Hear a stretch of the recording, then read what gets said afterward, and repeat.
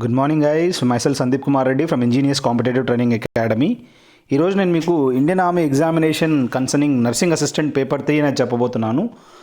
Please go through my playlist. You will find all the nursing assistant papers up to 20 మీకు upload చేయడం జరుగుతుంది.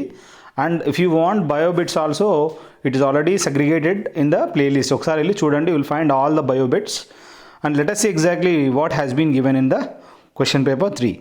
So initially మనకి general knowledge ఉంది. Which planet is closest to the sun అని అడిగాడు. మనకు తెలుసు Mercury is the nearest planet to the sun, and దాని తర్వాత వచ్చేది వీనస్ అనమాట. Then third planet is Earth అనమాట. So merchant vessel, English medium జాజన్, మాదర్వల్లి ఇంగ్లీష్ మీడియం జాజన్ అని చెప్పి ఒక అబ్రివేషన్ గుర్తుపెట్టుకుంటే ఈజీగా మీకు అప్ టు నెప్ట్యూన్ వరకు గుర్తుంటాయన్నమాట. MVEMJ sun. Okay, that is the sequence, you have to remember like that. So మనకి smallest planet in our solar system ఏంటి అంటే మెర్క్యూరీ అనమాట. In which year first human stepped on the moon అంటే moon పైకి వెళ్ళిన మొట్టమొదటి human ఎవరు అంటే దాని ఫస్ట్ కుక్కను పంపించడం జరిగింది. దాని తర్వాత హ్యూమన్ ఎవరు అంటే Yuri Gagarin from Russia. He has stepped on the space అనమాట. యూరీ గెగారిన్ అతను స్పేస్లోకి వెళ్ళాడు. ఇక్కడ మూన్ అడుగుతున్నాడు కాబట్టి Neil Armstrong from the USA, America నుంచి వెళ్ళిన మొట్టమొదటి వ్యక్తి ఎవరంటే మూన్ పైకి, దట్ ఈజ్ నీల్ ఆర్మ్స్ట్రాంగ్ అనమాట. సో అదే స్పేస్లోకి అడ్డాడంటే యూరీ గెగారిన్ ఫ్రమ్ రష్యా. ఇక్కడ మూన్ అడిగాడు కాబట్టి 1969లో నీల్ ఆర్మ్స్ట్రాంగ్ వెళ్ళడం జరిగింది. Which country produces the highest amount of ice అంటే ఇక్కడ ఏ కంట్రీ ఎక్కువగా రైస్ అనేది ప్రొడ్యూస్ చేస్తుంది అంటే చైనా అనేది మనం చూసినట్లయితే మ్యాక్సిమం ప్రొడక్షన్ అనేది మనం చూడొచ్చు. రైస్ గురించి ఎక్కువగా ప్రొడ్యూస్ చేసేది చైనా అనమాట. Which country has 60% of lakes in the world అంటే 60% ఆఫ్ లేక్స్ అనేది ప్రపంచంలో మనము కెనడా అనేది చూడొచ్చు. కెనడాలో ఎక్కువ ఆఫ్ లేక్స్ అనేది మనం అక్కడ చూడొచ్చు అనమాట. నెక్స్ట్ మనకి where is the longest railway platform in the world అంటే గోరఖ్పూర్ రైల్వే స్టేషన్ అనేది లాంగెస్ట్ రైల్వే ప్లాట్ఫామ్గా గుర్తుంచుకోవాలి. నియర్ అబౌట్ 1400 మీటర్స్ అనేది మనం చూడొచ్చు. Which is the first state to implement VAT అంటే వాల్యూ అడెడ్ ట్యాక్స్ అంటారనమాట. మొట్టమొదటి స్టేట్ ఏది ఈ వ్యాట్ని ఇంప్లిమెంట్ చేయడానికి అంటే హర్యానా అని మనం గుర్తుంచుకోవాలి. Which state has the longest Coast line in India అంటే గుజరాత్ అని మనం తెలుసుకోవచ్చు.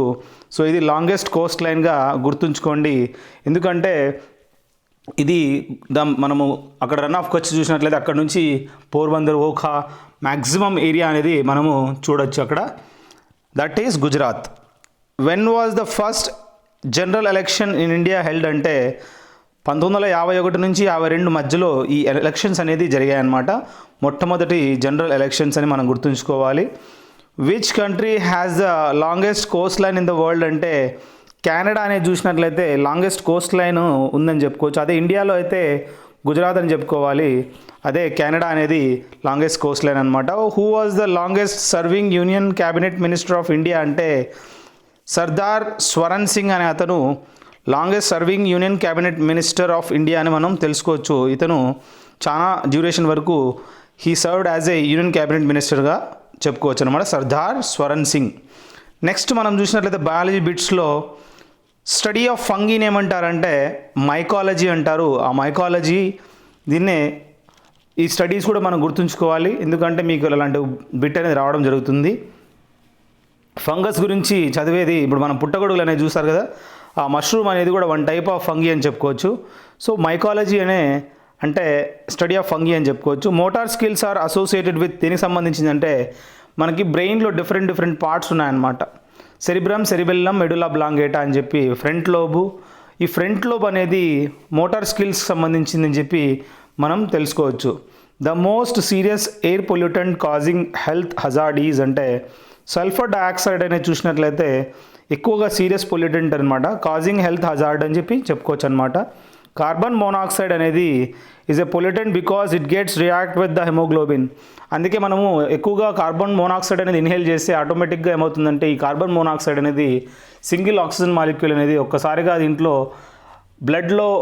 బ్లడ్ని ట్రాన్స్ఫర్ చేసి హిమోగ్లోబిన్ అనేది ఆక్సిజన్ క్యారీ చేస్తుంది. దానితో రియాక్ట్ అయ్యి ఆ బ్లడ్ అనేది ఫ్లో కాకుండా ఉంటుంది. సో ఎప్పుడైతే ఆ బ్లడ్ ఫ్లో కాదు బ్రెయిన్కి, ఆటోమేటిక్గా ఏమవుతుందంటే హీ విల్ గెట్ ఫెయింటెడ్ అనమాట. దాని తర్వాత slowly he may die. So ఇది ఇక్కడ మనం చూసినట్లయితే కార్బన్ మోనాక్సైడ్ అనేది డైరెక్ట్లీ రియాక్ట్ హెమోగ్లోబిన్తో అవుతుందని గుర్తుంచుకోవాలి. The lobe of brain is associated with hearing అంటే ఇక్కడ లో బ్రెయిన్ అనేది చూసినట్లయితే దేనికి సంబంధించిందంటే టెంపోరల్ లోబ్ అంటారు. ఇక్కడ ఏం లోబ్ ఆఫ్ బ్రెయిన్ అనేది హియరింగ్ సంబంధించిందంటే ఆ లోబ్ ఏంట్రా అంటే టెంపోరల్ లోబ్ అనేది హియరింగ్కి సంబంధించిందని గుర్తుంచుకోవాలి. ఇక్కడ ఎల్ఓవి కాదు, ఎల్ఓబిఈ అనమాట. The lobe of brain is associated with hearing అంటే వినడానికి టెంపోరల్ లోబ్ అని మనం తెలుసుకోండి. హిమెటోఫోసిస్ టేక్స్ ప్లేస్ ఇన్, ఈ హిమెటోఫోసిస్ అనేది బోన్ మ్యారోలో మనం చూసినట్లయితే red blood, white blood cells అనేది అక్కడ ప్రొడ్యూస్ కావడం జరుగుతుంది. సో ఇక్కడ హెమటోఫోసిస్ అనేది బోన్ మ్యారోలో మనం చూడొచ్చు. Insulin is a hormone that regulates amount of glucose in the blood. Insulin అనేది ప్యాంక్రియాసు సెక్రెట్ చేసే ఏంట్రా అంటే ఇన్సులిన్ అనేది సెక్రెట్ చేస్తాయి. దీన్ని బట్టి మనం గుర్తుంచుకోవాల్సింది ఏంటి అంటే ఇన్సులిన్ అనేది ఈ విధంగా రెగ్యులేట్ చేస్తుంది అమౌంట్ ఆఫ్ గ్లూకోజ్ అనేది. అందుకే ఎక్కువ గ్లూకోజ్ లెవెల్ కాకోకుండా అది హెల్ప్ చేస్తుంది అనమాట. ఇన్సులిన్ ఒక్కసారి ప్యాంక్రియాస్ అనేది ఇన్సులిన్ సెక్రెట్ చేయకుంటే మనకు షుగర్ వచ్చి అతనికి ప్రాబ్లం వస్తుందన్నమాట. The cerebellum is known as little brain. Cerebrum, cerebellum, middle oblongata అయి 3 పార్ట్స్ కాబట్టి సెరిబెల్లమ్ని లిటిల్ బ్రెయిన్ అని చెప్పుకోవచ్చు. The organism is responsible for alcohol fermentation అంటే ఏ ఆర్గానిజం ఈ విధంగా రెస్పాన్సిబుల్ ఫర్ ఆల్కహాల్ ఫర్మెంటేషన్ అంటే ఈస్ట్ అనేది చూసినట్లయితే రెస్పాన్సిబుల్ అని మనం తెలుసుకోవచ్చు ఫర్ ఆల్కహాల్ ఫర్మెంటేషన్గా. సో ఈస్ట్ అనేది మెయిన్ రెస్పాన్సిబుల్ అనమాట. Silk worms feed on mulberry leaves. Mulberry ఆకులు అంటే రేషం ఆకులు అనమాట. ఈ సిల్క్ వామ్స్ అనేది వేటి మీద ఆధారపడి ఉంటాయంటే ఈ మల్బరీ రేషం ఆకులు అనేది మల్బరీ ఆకుల మీద ఆధారపడి ఇవి జీర్ణించుతాయి. దాని తర్వాత మనము సిల్క్ అనేది తయారు చేయడం జరుగుతుంది. The most reproductive ecosystem in the biosphere is అంటే ఎక్కువగా రిప్రొడక్టివ్ ఎకోసిస్టమ్ ఏంట్రా బయోస్పియర్లో అంటే ఎస్చురీ అనమాట. సో ఇక్కడ మనం గుర్తుంచుకోండి the most productive ecosystem in the biosphere is estuary. Male mosquitoes take their food from, ఏవైతే మేల్ మస్కిటోస్ ఉన్నాయో వాటి యొక్క ఫుడ్ అనేది సాప్ ఆఫ్ ప్లాంట్స్ నుంచి, ఈ సాప్ ఆఫ్ ప్లాంట్స్ నుంచి ఇది తీసుకోవడం జరుగుతుంది. Next siderosis is a disease caused by the inhalation of iron dust. మనకు ఫ్యాక్టరీస్లలో వచ్చే ఈ ఐరన్ డస్ట్ అనేది పీల్చుకోవడం వల్ల సైడిరోసిస్ అనే ఒక డిసీజ్ అనేది రావడం జరుగుతుంది. సో ఎక్కువగా ఇది ఫ్యాక్టరీస్లో పనిచేసే వాళ్ళకి ఈ విధంగా సైడిరోసిస్ అనేది రావడం జరుగుతుంది. Rock salt is mineral coating contain sodium అని. సో ఈ రాక్ సాల్ట్ అనేది ఇది మినరల్ అనమాట కంటైనింగ్ సోడియం. దీంట్లో ఏముంటుందిరా అంటే సోడియం అనేది ఉంటుందని గుర్తుంచుకోండి. The solder metal is an alloy of lead and tin అనమాట. ఈ సోల్డర్ మెటల్ అనేది దీంట్లో ఏం మిశ్రమం అంటే వేటి యొక్క అల్లాయ్ అంటే metal is an alloy of lead and tin. Lead మరియు టిన్ యొక్క మిశ్రమం అని మనం తెలుసుకోవచ్చు. ఇది ఒక అల్లాయ్ అనమాట, లెడ్ మరియు టిన్ అనమాట.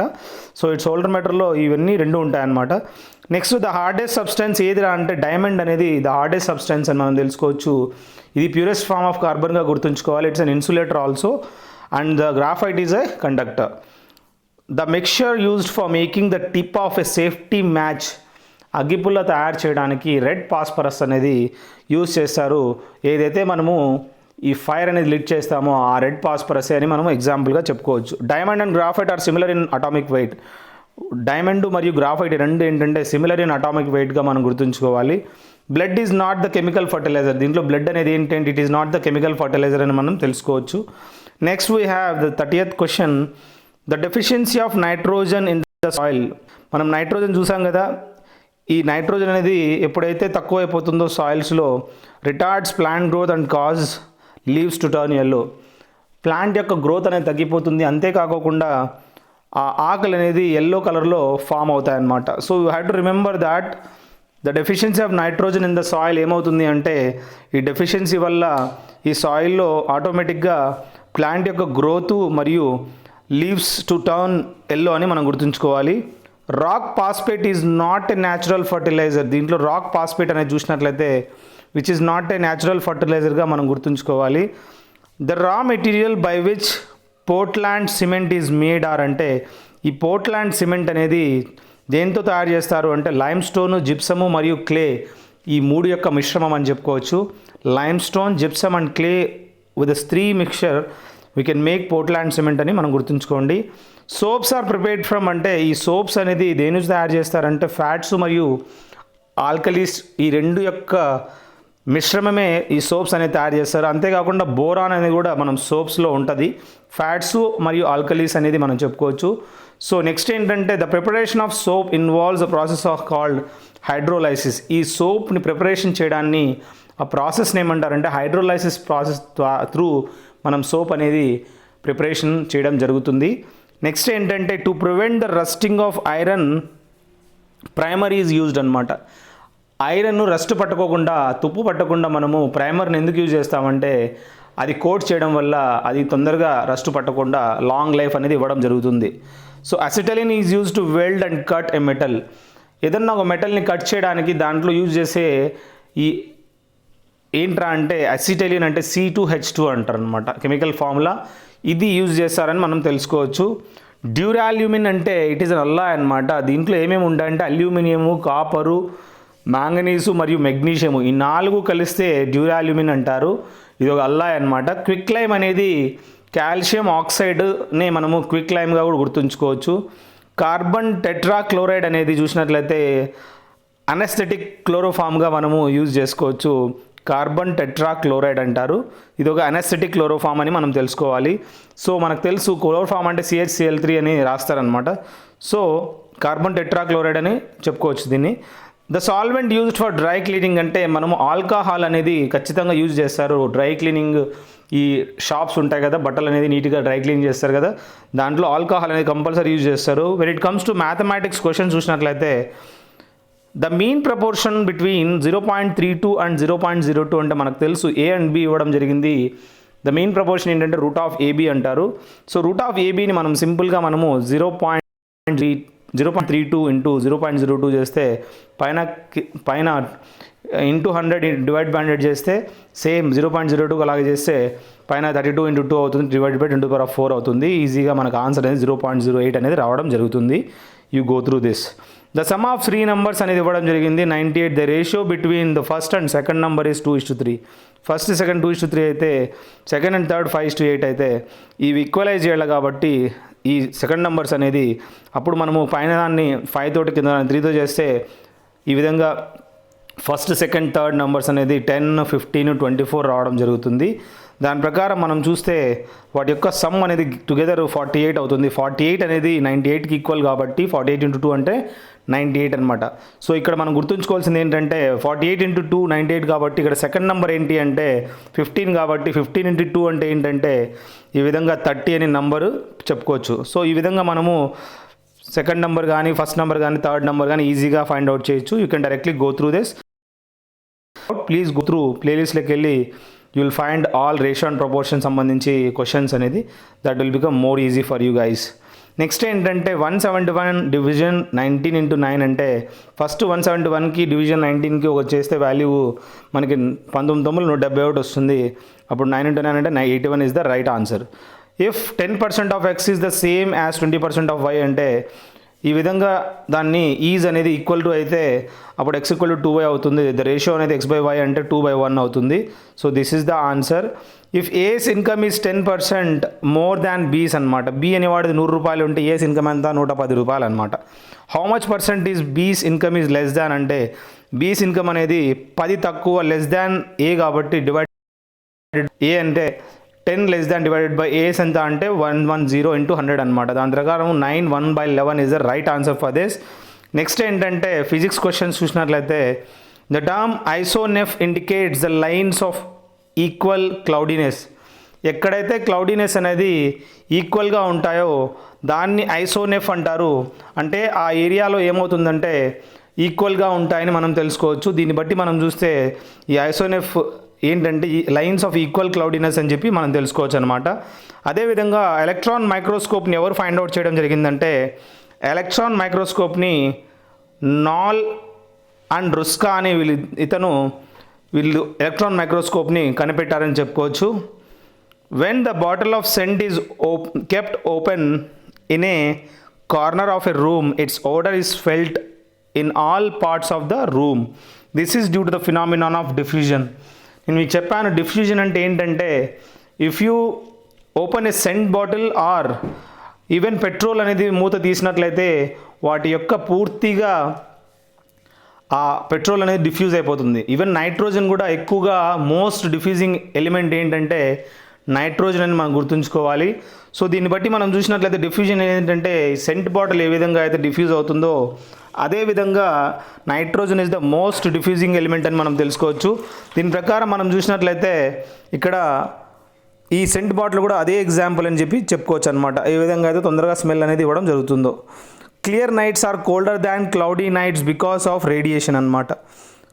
క్లియర్ నైట్స్ అనేది ఎక్కువగా చల్లగా ఉంటాయి దాన్ క్లౌడీ నైట్స్ అంటే ఆ రేడియేషన్ అనేది మనం చూసినట్లయితే ఒక్కసారిగా రిఫ్లెక్ట్ అయ్యి హీట్ మళ్ళీ బ్యాక్ ఎర్త్కి రావడం జరుగుతుంది. అందుకే ఎక్కువ క్లైమేట్స్ ఉన్నా కూడా ఒక్కొక్కసారి క్లౌడ్స్ ఉన్నా కూడా ఒక్కొక్కసారి హీట్గా ఎక్కువగా ఉంటుంది. మేఘాలు ఉండడం వల్ల ఎక్కువ మనకి హీట్ అనేది ఒకసారి భూమి నుంచి పైకి వెళ్ళి రివర్స్ రావడం జరుగుతుంది. కాబట్టి సో అప్పుడు ఆ నైట్స్ అనేది కొద్దిగా హీట్గా ఉంటాయి.